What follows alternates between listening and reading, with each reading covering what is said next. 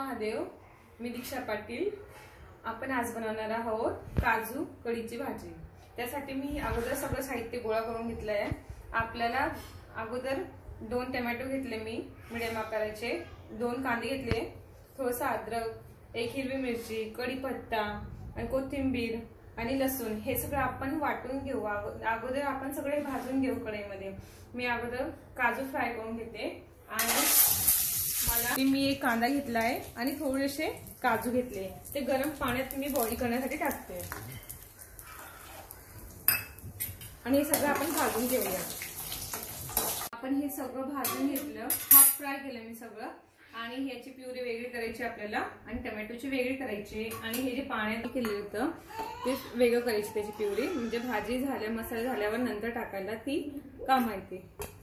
आपण सगळे मसाले आता मिक्सर मधून बारीक करून घेतलेले आहेत, त्यामुळे हा अगोदर टाकायचा कांदा, लसूण वगैरे घेतलेले, अद्रक वगैरे, हिरवी त्यात कोथिंबीर असल्यामुळे तो थोडासा हिरवा दिसतोय। मस्त असे फ्राय होऊ द्यायचे त्याला।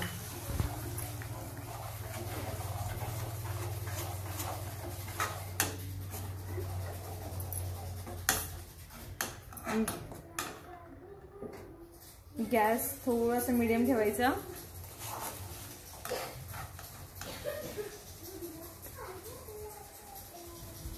आपण सगळं मिक्सर मध्ये वाटण करून घेतलंय। मी कढईची टपवाई ठेवली होती, त्यात आपण कांदा, हिरवी मिरची वगैरे लसूणचा जो मसाला आहे तो मी टाकलेला आहे। आता ही टोमॅटोची प्युरी आहे, ही काजूची आणि आपण बॉईल केलेले त्याची प्युरी आहे। गरम मसाले काढून घेतले मी, हळद, मीठ घेतलंय, थोडंसं चवीनुसार मला हवी तेवढी तिखट तुम्ही टाकू शकतात आणि थोडीशी हळद घेतली। आता मी अगोदर ही पेस्ट टाकली, त्याच्यानंतर मी आता गरम लाल चटणी पावडर टाकेल, तुम्हाला हवी तशी घ्या। मला हवं 2 स्पून म्हणून मी 2 स्पून घेते। गरम मसाला घेते मी 2 स्पून।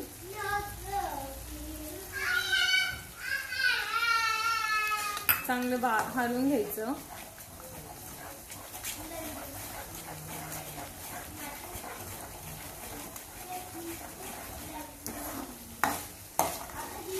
थोडीशी हळद घालते, त्यानंतर मी टोमॅटोची प्युरी टाकते ते।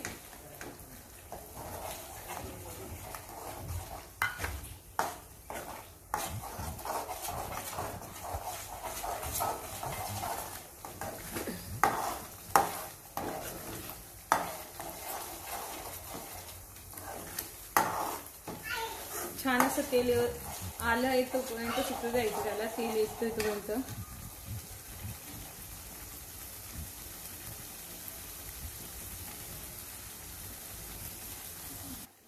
आपण ही ज्या 2 प्युरी टाकल्या ती आणि आता ही बॉईल केलेली यात मी ऍड करते, ही पण छान होऊ द्यायची।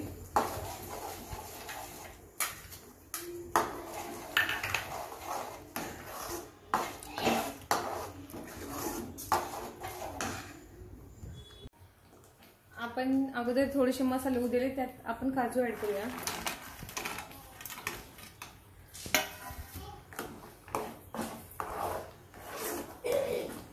आणि चवीनुसार मीठ घालूया।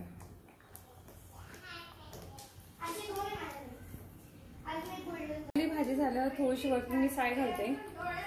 तुमच्याकडे क्रीम असेल तर तुम्ही क्रीम घालू शकता, नाही घातली तरी चालेल।